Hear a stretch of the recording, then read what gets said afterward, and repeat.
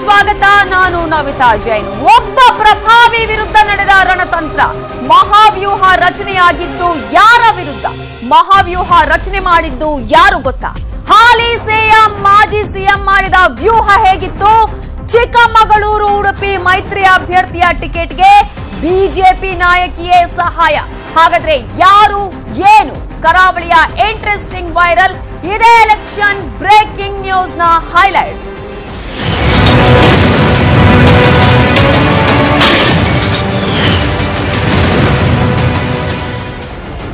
ಇದು ಇಡೀ ದೇಶವೇ ನೋಡ್ಲೇಬೇಕಾದಂತಹ ಸ್ಟೋರಿ. ಒಬ್ಬ ಪ್ರಭಾವಿಯ ವಿರುದ್ಧ ನಡೆದಂತಹ ರಣತಂತ್ರದ ಕತೆ ಇದು.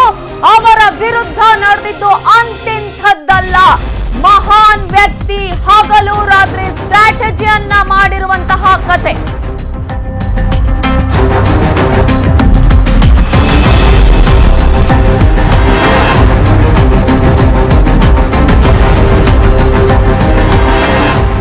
ಇದು ಇಡೀ ದೇಶವೇ ನೋಡಬೇಕಾದಂತಹ ಸ್ಟೋರಿ. ಒಬ್ಬ ಪ್ರಭಾವಿಯ ವಿರುದ್ಧ ನಡೆದಂತಹ ರಣತಂತ್ರದ ಕತೆ ಇದು. ಅವರ ವಿರುದ್ಧ ನಡೆದು ಅಂತಿಂತಹ ವ್ಯೂಹ ಅಲ್ಲ. ಮಹಾನ್ ವ್ಯಕ್ತಿ ಹಗಲು ರಾತ್ರಿ ಸ್ಟ್ರಾಟಜಿಯನ್ನ ಕೂಡ ಮಾಡಿದ್ದಾರೆ. ದಿನಗಟ್ಟಲೆ ಗಂಟೆಗಟ್ಟಲೆ ನಡೆದಿತ್ತು ಇದೇ ವಿಚಾರಕ್ಕೆ ಸಂಬಂಧಪಟ್ಟ ಹಾಗೆ ಚರ್ಚೆ. ರಹಸ್ಯ ಕಾರ್ಯಾಚರಣೆಗೂ ಕೂಡ ಸಜ್ಜಾಗಿತ್ತು ಟೀಮ್. ಆ ವ್ಯಕ್ತಿಯನ್ನ ಕಟ್ಟಿ ಹಾಕೋದಿಕ್ಕೆ ಮಹಾವ್ಯೂಹವನ್ನೇ ರಚನೆ ಮಾಡಲಾಗಿತ್ತು. 10 ದಿನಗಳ ನಿರಂತರ ಅಧ್ಯಯನವನ್ನ ಕೂಡ ಕೈಗೊಳ್ಳಲಾಗಿತ್ತು. ಮತ್ತೊಂದು ಕಡೆ ಹದ್ದಿನ ಕಣ್ಣಿಟ್ಟಿತ್ತು ಗುಪ್ತಚರ ಇಲಾಖೆ. ಕ್ಷಣ ಕ್ಷಣದ ಮಾಹಿತಿಗಾಗಿ ಕುತೂಹಲವನ್ನ ಕೂಡ ಇಡಲಾಗಿತ್ತು. ನಾಯಕರ ಮನೆ ಮುಂದೆನೆ ಪರೇಡ್ ಅನ್ನ ಮಾಡಲಾಗ್ತಾ ಇತ್ತು. ದಿಲ್ಲಿಯಿಂದ ಬೆಂಗಳೂರುವರೆಗೂ ಕೂಡ ಭಯ ಏರ್ಪಡಿತ್ತು, ಭಯ ಆವರಿಸಿತ್ತು.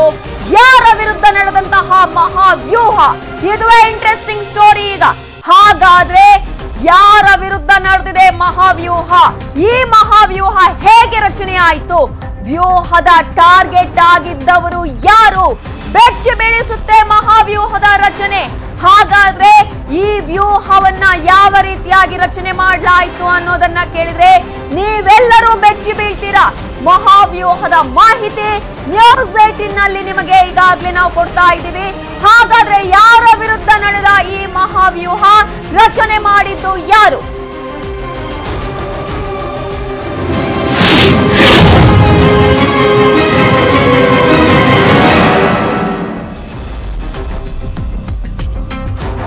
ಬೇರ್ಯಾರಿಗೂ ಈ ಒಂದು ವ್ಯೂಹವನ್ನ ರಚನೆ ಮಾಡಲಿಲ್ಲ. ನಮ್ಮ ದೇಶದ ಪ್ರಧಾನಮಂತ್ರಿ ನರೇಂದ್ರ ಮೋದಿ ಅವರಿಗೇನೆ ರಚನೆಯಾಗಿದ್ದಂತಹ ಒಂದು ಮಹಾವ್ಯೂಹ ಇದು. ಮೋದಿ ಬೆಂಗಳೂರು ದಕ್ಷಿಣದಿಂದ ಸ್ಪರ್ಧಿಸುತ್ತಾರೆ ಅನ್ನುವ ಕಾರಣಕ್ಕಾಗಿ ಮೋದಿ ಮೇನಿಯದಿಂದ ಬೆಚ್ಚಿ ಬಿದ್ದಿದ್ರು ಈ ನಾಯಕರುಗಳು. ಮೋದಿ ಒಂದು ವೇಳೆ ಸ್ಪರ್ಧಿಸಿದ್ರೆ ದಕ್ಷಿಣ ಭಾರತದಲ್ಲಿ ಸೀಟು ನಷ್ಟದ ಭಯ ಕೂಡ ಇತ್ತು. ಮೋದಿಯಿಂದ ಮಿಷನ್ 22 ಖಂಡಿತ ಸಕ್ಸಸ್ ಆಗುತ್ತೆ ಅನ್ನುವ ಆತಂಕ ಈ ನಾಯಕರುಗಳಲ್ಲಿ ಕಂಡು ಬರ್ತಾ ಇತ್ತು. ದೋಸ್ತಿಗಳು ಸೋಲೋ ಬಗ್ಗೆ ಗುಪ್ತಚರ ಇಲಾಖೆ ಮಾಹಿತಿಯನ್ನ ನೀಡಿತ್ತು. ಪಿಎಂ ಮೋದಿ ದಕ್ಷಿಣಕ್ಕೆ ಬರುವ ಮಾಹಿತಿಯನ್ನ ನೀಡಿತ್ತು. ಇಂಚಿಂಚು ಮಾಹಿತಿಯನ್ನ ಕೂಡ ಕಲೆ ಹಾಕಿತ್ತು ಗುಪ್ತದಳ. ಖುದ್ದು ರಾಹುಲ್ ಗಾಂಧಿಯೇ ಈ ಒಂದು ಮಾಹಿತಿಯನ್ನ ನೋಡಿ ಬೆಚ್ಚಿ ಬಿದ್ದಿದ್ರು. ಮೋದಿ ಸ್ಪರ್ಧೆಯ ಬಗ್ಗೆ ಕೈ ನಾಯಕರು ಕೂಡ ಮಾಹಿತಿಯನ್ನ ಕೊಟ್ಟಿದ್ರು. ಗುಪ್ತಚರ ಇಲಾಖೆಯ ಮಾಹಿತಿಗೆ ಬೆನ್ನು ಬಿದ್ದಿದ್ರು ಈ ಕೈ ನಾಯಕರುಗಳು, ಮೈತ್ರಿ ನಾಯಕರುಗಳು. ಮೋದಿ ಬರುವ ಸುಳಿವನ್ನ ಕೊಟ್ಟಿತ್ತು ಗುಪ್ತದಳ. ಗುಪ್ತದಳ ವರದಿಗೆ ಇಡೀ ಟೀಮೇ ಬೆದರಿತ್ತು. ಸಾಧ್ಯತೆ ಮೇಲೆ ನಡೆಯಿತು ಹಾಗಾದ್ರೆ ಆ ಮಹಾವ್ಯೂಹ.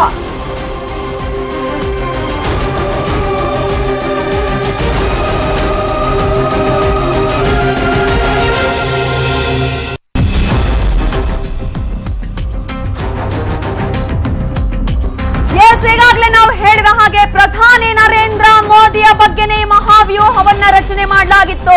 ಬೆಂಗಳೂರು ದಕ್ಷಿಣದಿಂದ ನರೇಂದ್ರ ಮೋದಿ ಅವರು ಸ್ಪರ್ಧಿಸುತ್ತಾರೆ ಅನ್ನುವ ಕಾರಣಕ್ಕಾಗಿ ಹಗಲು ರಾತ್ರಿ ಈ ಟೀಮ್ ವರ್ಕೌಟ್ ಮಾಡಿತ್ತು. ಸಾಕಷ್ಟು ಚಕ್ರವ್ಯೂಹವನ್ನ ಹೆಣೆಯುವ ಪ್ರಯತ್ನವನ್ನ ಮಾಡಿತ್ತು. ಪಿಎಂ ಮೋದಿ ದಕ್ಷಿಣಕ್ಕೆ ಬರ್ತಾರೆ ಅನ್ನುವಂತಹ ಮಾಹಿತಿಯನ್ನ ಗುಪ್ತದಳ ಇಲಾಖೆ ಕಲೆ ಹಾಕಿತ್ತು.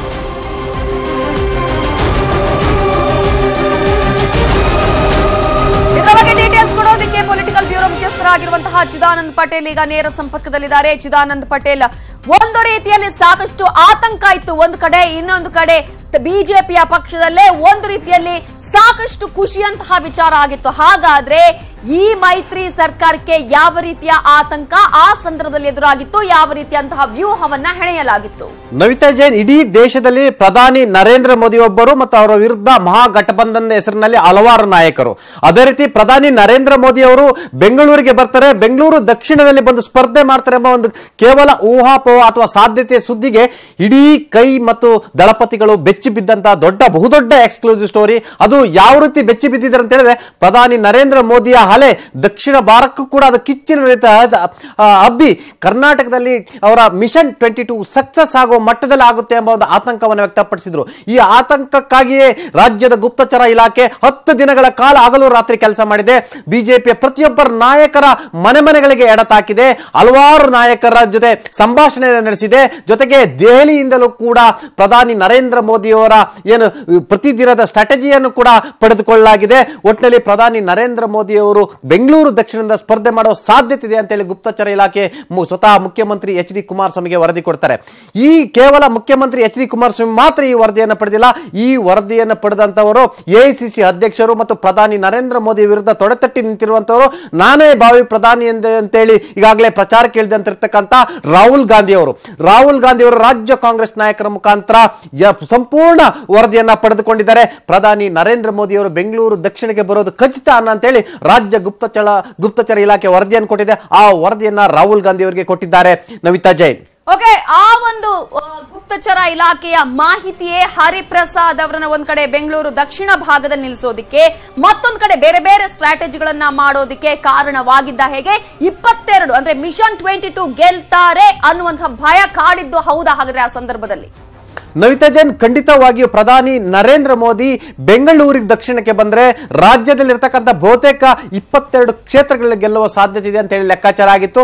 ಒಂದು ವೇಳೆ ಪ್ರಧಾನಿ ನರೇಂದ್ರ ಮೋದಿ ಬಂದ್ರೆ ನರೇಂದ್ರ ಮೋದಿ ಅವರ ಅಲೆಯಲ್ಲಿ ಮತ್ತು ಅವಾದಲ್ಲಿ ಮೇನಿಯಾದಲ್ಲಿ ಕರ್ನಾಟಕದಲ್ಲಿ 20ಕ್ಕೂ ಹೆಚ್ಚು ಸೀಟುಗಳನ್ನು ಗೆಲ್ಲುವ ಸಾಧ್ಯತೆ ಇದೆ ಎಂಬ ವರದಿಯನ್ನು ಕೂಡ ಇದೇ ಗುಪ್ತಚರ ಇಲಾಖೆ ಕೊಟ್ಟಿತ್ತು. ಅಲ್ಲದೆ ಪ್ರಮುಖವಾಗಿ ನರೇಂದ್ರ ಮೋದಿ ಅವರು ಬರೋದ್ರಿಂದ ಬೆಂಗಳೂರಿನ ಅಷ್ಟು ಕ್ಷೇತ್ರಗಳ ಅಂದ್ರೆ ಸುತ್ತಮುತ್ತ ಇರತಕ್ಕಂಥ ಅಷ್ಟು ಕ್ಷೇತ್ರಗಳು ಗೆಲುವು ಸಾಧ್ಯತೆ ಎಂಬ ವರದಿಯನ್ನು ಕೂಡ ಕೊಟ್ಟಿತ್ತು.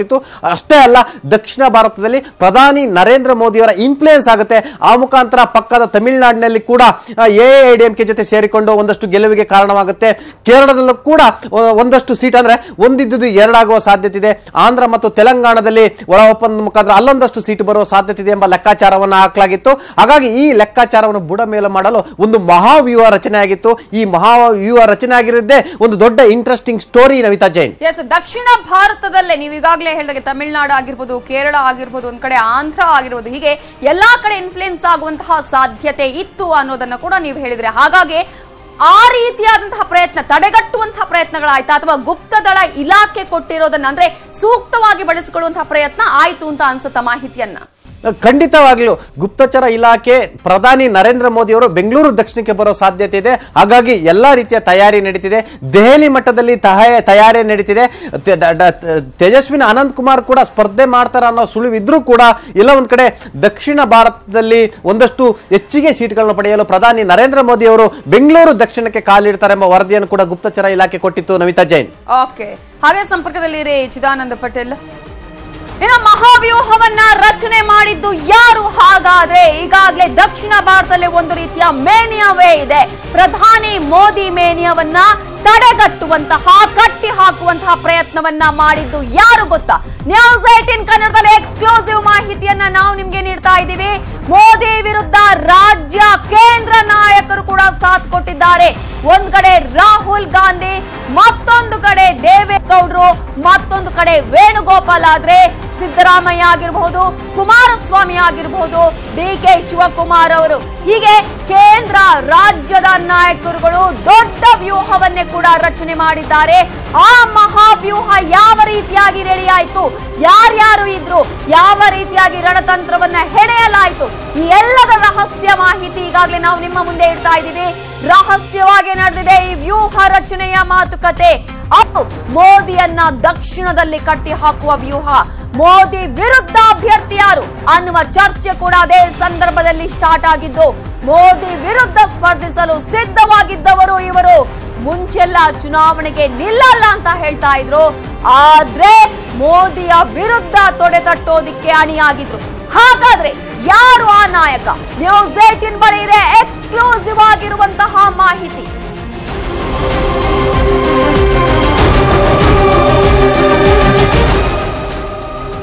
ನೀವ್ ಯಾರು ಕೂಡ ಅಂದುಕೊಳ್ಳದ ರೀತಿಯಲ್ಲಿ ಆ ನಾಯಕ ಚುನಾವಣೆಗೆ ರೆಡಿಯಾಗಿದ್ರು. ನರೇಂದ್ರ ಮೋದಿ ಒಂದು ವೇಳೆ ಕರ್ನಾಟಕದಲ್ಲಿ ನಿಂತ್ರೆ ನಾನು ಅವರ ವಿರುದ್ಧ ಸ್ಪರ್ಧಿಸ್ತೀನಿ ಅನ್ನುವ ರೀತಿಯಲ್ಲಿ ಮಾತುಕತೆ ಕೂಡ ನಡೆದಿತ್ತು. ಹಾಗಾದ್ರೆ ಕರ್ನಾಟಕದ ಆ ನಾಯಕ ಯಾರು? ಇಂಟ್ರೆಸ್ಟಿಂಗ್ ಸ್ಟೋರಿ ಇದೆ ಆಫ್ಟರ್ ಎ ಶಾರ್ಟ್ ಬ್ರೇಕ್. ಮೋದಿಗೆ ಮಹಾವ್ಯೂಹವನ್ನ ರಚನೆ ಮಾಡಲಾಗಿತ್ತು. ಹಾಗಾದ್ರೆ ಮೋದಿ ವಿರುದ್ಧ ನಿಲ್ಲೋದಿಕ್ಕೆ ಕರ್ನಾಟಕದ ಒಬ್ಬ ಅಭ್ಯರ್ಥಿ ರೆಡಿ ಆಗಿದ್ರು. ಅವ್ರು ಯಾರು ಅಂತ ನೋಡೋದಾದ್ರೆ ಆ ವ್ಯೂಹ ರಚಿಸಿದ್ದು ಮಾಜಿ ಸಿಎಂ ಸಿದ್ದರಾಮಯ್ಯ.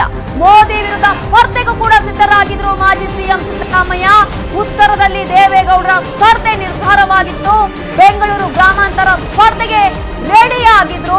ಬೆಂಗಳೂರು ಗ್ರಾಮಾಂತರಕ್ಕೆ ರಾಹುಲ್ ರೆಡಿ ಆಗಿದ್ರೆ ಡಿಕೆ ಸಹೋದರರ ಭದ್ರಕೋಟೆ ಆಗಿದ್ರಿಂದ ರೆಡಿ ಆಗಿದ್ರು. ದಕ್ಷಿಣದಲ್ಲಿ ಒಕ್ಕಲಿಗ, ಒಬಿಸಿ, ಪರಿಶಿಷ್ಟ ಮತಗಳೇ ಟಾರ್ಗೆಟ್ ಆಗಿತ್ತು. ಉತ್ತರದಲ್ಲಿ ಗೌಡರ ಸ್ಪರ್ಧೆಯಿಂದ ಅನುಕೂಲ ಆಗತ್ತೆ, ದಕ್ಷಿಣದ ಒಕ್ಕಲಿಗ ಮತ ಸೆಳೆಯೋದಕ್ಕೆ ಅನುಕೂಲ ಆಗತ್ತೆ ಅನ್ನುವ ಸ್ಟ್ರಾಟಜಿಯ ಜೊತೆಗೆ ರಾಹುಲ್ ಸ್ಪರ್ಧೆಯಿಂದ ಕೈ ನಾಯಕರ ಒಗ್ಗಟ್ಟಿಗೆ ವೇದಿಕೆಯಾಗಿತ್ತು. ಪ್ರಧಾನಿ ಕಟ್ಟಿ ಹಾಕೋದಕ್ಕೆ ಸುಲಭ ಅನ್ನುವ ಪ್ಲಾನ್ ಕೂಡ ರೆಡಿಯಾಗಿತ್ತು. ಮೋದಿ ವಿರುದ್ಧ ಘಟಾನುಘಟಿಗಳ ವ್ಯೂಹ ರಚನೆಯಾಗಿತ್ತು. ಮಾಜಿ ಪ್ರಧಾನಿಯ ಕನಸು ಕಾಣ್ತಾ ಇರೋರು ಹಾಲಿ ಸಿಎಂ, ಮಾಜಿ ಸಿಎಂ ಮಾಡಿದಂತಹ ವ್ಯೂಹ ಇದು.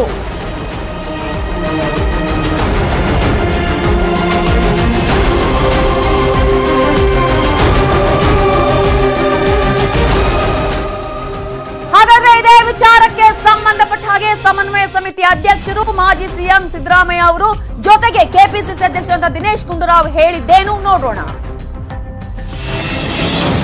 ಪ್ರಥಮವಾಗಿ ಕರ್ನಾಟಕದಲ್ಲಿ ಒಂದು ಸಾರ್ವಜನಿಕ ಸಭೆಯನ್ನ ರಾಹುಲ್ ಗಾಂಧಿ ಅವರು ಭಾಗವಹಿಸಲಿಕ್ಕೆ ಮೈಸೂರು, ಬೆಂಗಳೂರಿನ ಆಸುಪಾಸಿನಲ್ಲಿ ಒಂದು ಸಭೆಯನ್ನ ನಾವು ಮಾಡ್ತೀವಿ. ಇಂದ ರಾಹುಲ್ ಗಾಂಧಿ ಅವರು ಅದಕ್ಕೆ ಸಮಯ ಕೊಡ್ತಾರೆ ಅಂತಕ್ಕಂಥ ನಂಬಿಕೆ ಇದೆ.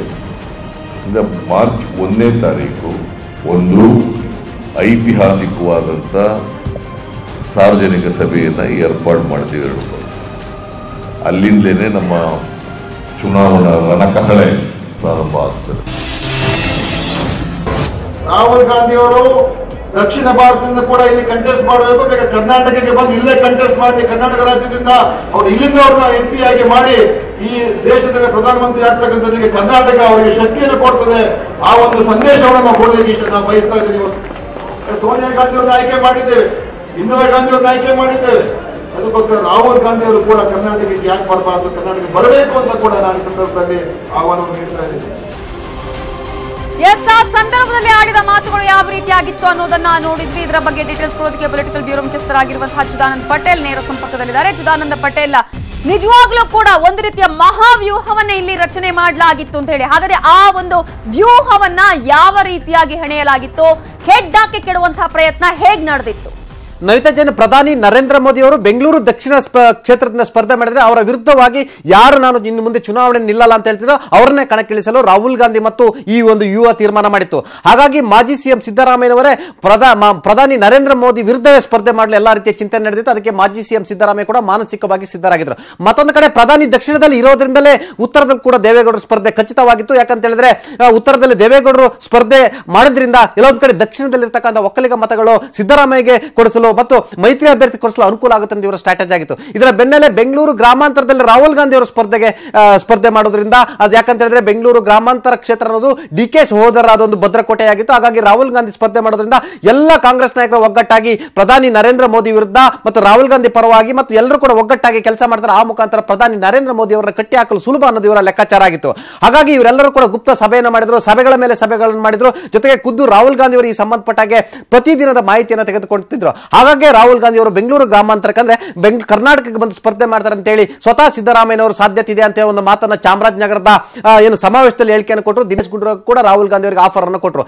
ಪ್ರಧಾನಿ ನರೇಂದ್ರ ಮೋದಿ ಅವರು ಬೆಂಗಳೂರು ದಕ್ಷಿಣಕ್ಕೆ ಬಂದ್ರೆ ಒಂದು ಕಡೆ ಬೆಂಗಳೂರು ಗ್ರಾಮಾಂತರದಿಂದ ರಾಹುಲ್ ಗಾಂಧಿ ಸ್ಪರ್ಧೆ ಮಾಡೋದು ಖಚಿತವಾಗಿತ್ತು. ಜೊತೆಗೆ ಪ್ರಧಾನಿ ನರೇಂದ್ರ ಮೋದಿ ವಿರುದ್ಧ ಮಾಜಿ ಸಿಎಂ ಸಿದ್ದರಾಮಯ್ಯ ಸ್ಪರ್ಧೆ ಮಾಡಕ್ಕೆ ಸಿದ್ಧರಾಗಿದ್ರು. ಆ ಮುಖಾಂತರ ಎಲ್ಲ ಒಂದ್ ಕಡೆ ಒಕ್ಕಲಿಗ ಮತಗಳು, ಒಬಿಸಿ ಮತಗಳು, ಪರಿಶಿಷ್ಟ ಜಾತಿ ಮತ್ತು ಪರಿಶಿಷ್ಟ ಪಂಗಡದ ಮತಗಳನ್ನು ಸೆಳೆಯೋದು ಇವರ ತಂತ್ರವಾಗಿತ್ತು. ಆದ್ರೆ ಕೊನೆ ಕ್ಷಣದಲ್ಲಿ ಪ್ರಧಾನಿ ನರೇಂದ್ರ ಮೋದಿ ಅವರು ಬೆಂಗಳೂರು ದಕ್ಷಿಣಕ್ಕೆ ಬರೋದು ಇಲ್ಲ ಎಂಬ ಸುದ್ದಿ ಬಂತು. ಈ ಸುದ್ದಿ ಅವರು ಬರ್ತಾರಾ ಇಲ್ಲ ಅನ್ನೋದೇ, ಅವರು ಬರ್ತಾರನ್ನೋದೇ ದೊಡ್ಡ ಸುದ್ದಿ ಆಗಿತ್ತು. ಆದ್ರೆ ಕೊನೆ ಕ್ಷಣದ ಅವರು ಇಲ್ಲ ಅಂದ ಕೂಡಲೇ ಇವರ ಪ್ಲಾನ್ ಕಳೆದ 2 ದಿನಗಳಿಂದಲೇ ಎಲ್ಲವೂ ಕೂಡ ಸರ್ವನಾಶವಾಯಿತು. ಒಂದ್ ಕಡೆ ಪ್ರಧಾನಿ ವಿರುದ್ಧ ಒಂದು ದೊಡ್ಡ ವ್ಯೂಹವನ್ನು ರಚನೆ ಮಾಡ್ಕೊಂಡಿದ್ರು. ಆ ವ್ಯೂಹ ಕೂಡ ಸದ್ಯಕ್ಕೆ ಅದು ಫೇಲ್ ಆಯ್ತು ಅಂತಲೇ ಹೇಳ್ಬೋದು. ನವಿತಾ ಜೈನ್ ಓಕೆ, ಹಾಗೆ ಸಂಪರ್ಕದಲ್ಲಿರಿ ಚಿದಾನಂದ ಪಟೇಲ್. ಇನ್ನು ಮುಂದಿನ ಸ್ಟೋರಿಯನ್ನ ನೋಡಿದ್ರೆ ನಿಜವಾಗ್ಲೂ ಕೂಡ ಹೀಗಾಗೋದಕ್ಕೆ ಸಾಧ್ಯ ಇದೆಯಾ ಅಂತ ಅನ್ಸುತ್ತೆ. ಯಾಕಂದ್ರೆ ಒಬ್ಬ ಅಭ್ಯರ್ಥಿಯನ್ನ ಕಣಕ್ಕಿಳಿಸೋದಕ್ಕೆ ಮತ್ತೊಂದು ಪಕ್ಷದ ಅಭ್ಯರ್ಥಿಯೇ ನೇರ ಕಾರಣರಾಗ್ತಾರೆ, ಸಹಾಯವನ್ನ ಕೂಡ ಮಾಡ್ತಾರೆ. ಅದು ಹೇಗೆ ಏನು ಅನ್ನುವ ಇದು ಒಂದು ಕ್ಷೇತ್ರದಲ್ಲಿ ಒಬ್ಬ ಅಭ್ಯರ್ಥಿಯನ್ನ ಕಣಕ್ಕಿಳಿಸೋದಕ್ಕೆ ಮತ್ತೊಂದು ಪಕ್ಷದ ಅಭ್ಯರ್ಥಿಯೇ ಸಹಾಯ ಮಾಡಿದ ಸ್ಟೋರಿ ಇದು. ಚಿಕ್ಕಮಗಳೂರು ಉಡುಪಿ ಮೈತ್ರಿ ಅಭ್ಯರ್ಥಿಯ ನ್ಯೂಸ್ ಅನ್ನ ನಾವು ನಿಮ್ಗೆ ಕೊಡ್ತಾ ಇದ್ದೀವಿ. ಈ ಸುದ್ದಿ ನೋಡಿ ಅಭ್ಯರ್ಥಿಯೇ ಕಂಗಾಲಾಗಿದ್ದಾರೆ. ಹಾಗಾದ್ರೆ ಈ ಸ್ಟೋರಿ ಏನು? ಬೆಚ್ಚಿ ಬಿದ್ದಿದ್ದಾರೆ ಈ ಸುದ್ದಿಯನ್ನ ಕಂಡು ಆ ಪಕ್ಷದ ಮೈತ್ರಿ ಅಭ್ಯರ್ಥಿ. ಕರಾವಳಿಯಲ್ಲಿ ಹಬ್ಬಿರುವ ಸುದ್ದಿ ಇದು. ಈ ಸುದ್ದಿ ನೋಡಿ ಅಭ್ಯರ್ಥಿಯೇ ಕಂಗಾಲಾಗಿದ್ದಾರೆ. ಈ ರೀತಿ ಕೂಡ ಆಗಿದೆಯಾ ನನ್ನ ವಿಚಾರದಲ್ಲಿ ಅಂತ ಹೇಳಿ ಕಂಗಾಲಾಗಿದ್ದಾರೆ, ಬೆಚ್ಚಿ ಬಿದ್ದಿದ್ದಾರೆ ಈ ಸುದ್ದಿಯನ್ನ ಕಂಡು. ಇವರು ಅಭ್ಯರ್ಥಿಯಾಗಲು ವಿರುದ್ಧ ಪಕ್ಷದ ಅಥವಾ ವಿರುದ್ಧ ಅಭ್ಯರ್ಥಿಯೇ ಕಾರಣವಂತೆ. ಪ್ರತಿಸ್ಪರ್ಧಿಯಿಂದಲೇ ಇವರಿಗೆ ಟಿಕೆಟ್ ಸಿಕ್ಕಿದ್ದಂತೆ. ಸೇಫ್ ಆಗಿ ಗೆಲ್ಲೋದಕ್ಕೆ ಮಾಡಿದ ಪ್ಲಾನ್ ಇದೆ ಅನ್ನುವಂತಹ ಒಂದು ಸುದ್ದಿಯನ್ನ ಕೇಳಿ ತಾನು ನಿಜವಾಗ್ಲೂ ಹಾಗಾದ್ರೆ ಇಲ್ಲಿ ಕೆಡ್ಡಕ್ಕೆ ಬಿದ್ದ ಅನ್ನುವಂತಹ ಪ್ರಶ್ನೆ ಆ ಅಭ್ಯರ್ಥಿಗೆ ಆಗಿದೆ. ಹಾಗಾದ್ರೆ ಇದು ಯಾವ ಕ್ಷೇತ್ರ, ಯಾವ ಕ್ಷೇತ್ರದಲ್ಲಿ ಈ ರೀತಿಯಾಗಿ ಆಗಿದೆ ಅನ್ನುವಂತಹ ಮಾಹಿತಿಯನ್ನ ನಾವು ನಿಮ್ಗೆ ನೀಡ್ತಾ ಇದ್ದೀವಿ.